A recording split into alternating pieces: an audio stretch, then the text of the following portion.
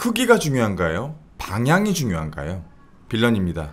이번에 리뷰할 브랜드는 라도 모델은 트루스퀘어 오픈하트 888개 리미티드 에디션입니다. 브랜드의 개성으로 시계 브랜드를 나열한다면 라도는 최상단에 위치하는 브랜드라 생각합니다. 현존하는 시계 브랜드를 모두 뒤져봐도 이곳이 분출하는 개성과 맞불을 놓을 만한 브랜드는 손에 꼽을 정도라고 생각해요. 아나톰,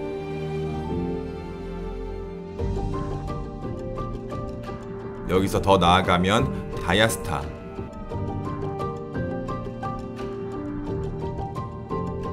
캡틴쿠.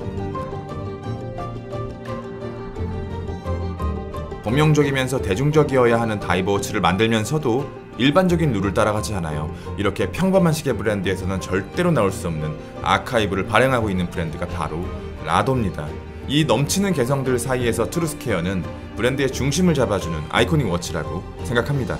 너무 좌로 치우치지도 않았고 너무 우로 치우치지도 않았어요. 화려하지만 무난하고 신선하지만 편안합니다. 그런데 차분히 시계를 살펴보면 이게 생각보다 그렇게 쉬운 시계가 아니라는 것을 알 수 있습니다.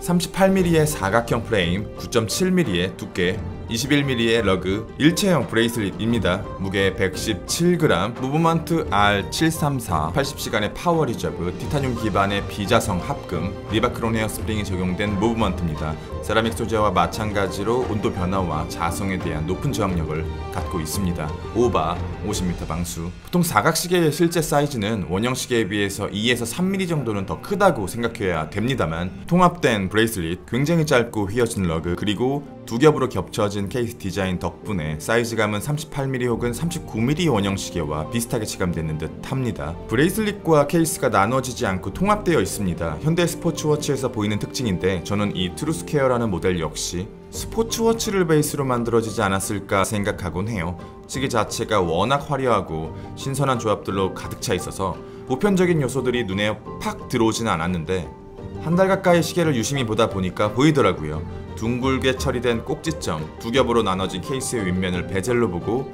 세라믹이라는 소재를 스틸로 바꾸게 된다면 통합된 브레이슬릿과 더불어 우리에게 아주 익숙한 현대 시계가 겹쳐 보일지도 모르겠습니다. 시계 소재는 하이테크 세라믹입니다. 어느 순간부터 이 브랜드는 스틸, 티타늄, 골드 같은 오래전부터 시계에 사용되어 왔던 베이직한 소재보다도 더 이 세라믹 소재를 브랜드의 중심에 가깝게 가져다 놓는 것 같아요. 이게 어느 정도냐면, 라도의 홈페이지에 들어가자마자 볼 수 있는 주요한 시계들 전부가 세라믹 소재를 사용한 모델들입니다. 스틸이 하나도 없어요. 제가 과거에도 트루스퀘어 리뷰를 진행한 적이 있었거든요. 그 당시만 해도 세라믹의 색깔이 이렇게 다양하진 않았어요. 화이트, 블랙, 몇 개의 플라즈마 정도였고요. 시계 팜플렛에서 기술의 발전으로 인해 블라블라블라블라 다양한 색상을 구현할 수 있게 되었다라는 글귀를 본 기억이 나는데, 이제는 매트 블랙, 옐로우, 네이비, 터콰이즈 같은 색상도 구현할 수 있게 되었습니다. 아직 추가된 색상들을 실제로 보지 못했지만 그래도 화이트 색상을 뛰어넘을 수 있을 거라고 생각하진 않아요. 순백의 화이트였다면 별다른 매력을 느끼지 못했을 것 같은데, 아주 화한 크림색, 뽀얀 우윳빛에 더 가깝습니다. 화이트 색감은 정말 예술적으로 뽑아냈어요. 세라믹 소재의 기술적인 스펙을 강철과 비교해서 말씀드리면 다음과 같습니다. 강철보다 밀도가 낮아 가볍고, 강철보다 온도에 덜 민감하고, 강철보다 더 단단합니다. 조금 더 구체적으로 말씀드리면 스크래치에는 강하지만 충격에는 약합니다. 또 강철보다 윤활을 덜 필요로 하고요. 강철보다 땀, 바닷물, 산이나 알칼리 같은 물질에 대한 내성이 더 강합니다. 그리고 강철보다 자성을 덜 먹고요. 마지막으로 강철보다 가공이 어려워 더 비쌉니다. 결국 시계라는 게 하루 종일 손목에 올라와 있으면서 심지어 그게 손목을 조이고, 심지어 차갑고, 심지어 무겁습니다. 생각해보면 되게 불편한 취미예요. 그래서 온도의 둔함, 쫀득거리는 촉감과 가벼운 무게 같은 특징 덕분에 브레이슬릿이 손목에 타이트하게 감기지만, 강철과 다르게 이 타이트함이 불편하게 다가오지 않는 건 실제로 시계 생활에 직접적으로 타격을 줄 수 있는 세라믹만의 장점입니다. 물론 스틸이나 골드처럼 보석처럼 각진 피니싱, 다채로운 마감 방식이나 아주 타이트한 빌드 퀄리티를 구현하는 건 어렵지만요. 스틸과 세라믹 이 두 가지 소재는 상위 호환, 하위 호환의 관계가 아니라 서로 다른 종류의 소재라고 생각하고요. 디자인의 한계, 소재의 한계에 부딪힌 현재의 시계 씬에서 세라믹을 포함한 다양한 소재의 활용 범위가 늘어나면 늘어났지 줄어들 거라고 생각하진 않습니다. 언뜻 보면 형제 같아 보이는 이 두 개의 시계는 다른 가족일 가능성이 높아 보입니다. 두 개의 느낌이 정말 많이 달라요. 화이트는 캐주얼 혹은 스포츠워치에 더 가깝게 느껴지고요. 블랙은 묵직한 드레스워치에 더 가깝게 느껴집니다. 스켈레톤 다이얼이라는 디자인적인 요소는 보통 그것이 적용된 시계의 주인공이 되는 경우가 많은데요.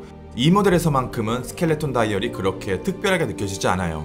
스켈레톤이라는 다이얼이 라도가 만들어내는 디자인에 잘 맞는 것인지, 독특한 색감을 지닌 세라믹 소재 덕분인지, 아니면 오랜 기간 눈에 익어오면서 뇌이징된 건지는 모르겠습니다. 어찌되었든 이제는 일반적인 다이얼이 상대적으로 심심하게 느껴질 정도로 브랜드의 정체성에 가깝게 변모해버렸습니다. 그런데 밸런스 휠, 배럴 같은 핵심적인 부품들은 모습을 드러내고 있지만 동글동글하게 마감된 플레이트와 브릿지, 그리고 흑과 백으로 나눠진 다이얼의 뼈대가 여기저기 흩뿌려져 있는데요. 시계가 작동하는 과정을 낱낱이 보여주려고 하는 스켈레톤 다이얼이 이 시계의 주인공이 되려고 했다기보다는 시계의 화려함을 더 부각시키고자 도구로서 활용된 느낌이 더 강합니다.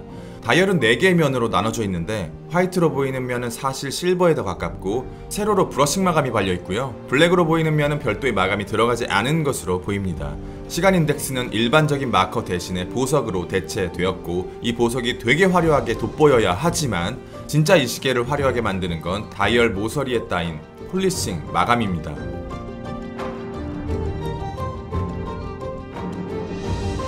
최근 만들어지는 신형 시계들을 리뷰하면서 느낀 건 빌드 퀄리티의 격차가 줄어들고 있다는 겁니다.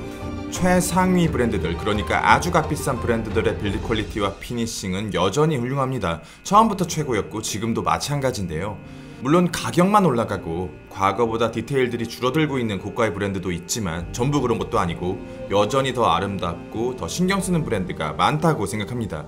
그런데 라도를 포함해서 우리들이 접근 가능한 수준의 브랜드들의 빌드 퀄리티가 엄청나게 많이 올라오고 있다고 생각합니다. 제가 최근에 접사로 확인할 수 있는 빌드 퀄리티나 피니싱에 대해서 더 이상 집착하거나 따지려고 하지 않는 이유도 예전처럼 디자인이나 디테일이나 싱크, QC 같은 부분뿐만 아니라 이런 것들을 포함한 빌드 퀄리티적인 측면에서 어설픈 모습을 보이는 브랜드가 많지 않습니다. 퀄리티 측면에서 이점이 없던 조잡한 퀄리티의 브랜드들, 디자인 측면에서 매력이 없던 카피캣 브랜드들, 착용감을 고려하지 않던 브랜드들 전부 사라졌습니다.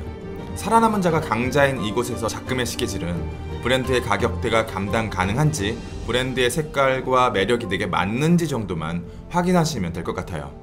많은 애호가분들이 예상하듯이 이 즐거운 시계판은 점점 더 그들이 사는 세상이 될 것 같습니다. 우리들이 시계 브랜드로부터 요구하는 기본 소양이 점점 가혹해지면서 빌드 퀄리티나 착용감 같은 요소들은 당연한 것들이 되었고 결국 뚜렷한 개성 없이는 아무리 거대한 브랜드라도 위기를 맞을 거라고 생각합니다. 그 개성의 방향이 어찌되었든 자기만의 바운더리를 형성할 수 있는 그런 특별함이요, 그 브랜드만이 갖고 있는 것, 그 브랜드만이 해줄 수 있는 것, 라도는 이미 다른 브랜드들보다 한 발 먼저 출발선에 섰고 이제 총성을 기다리고 있습니다. 리뷰는 여기까지. 빌런이었습니다. 감사합니다.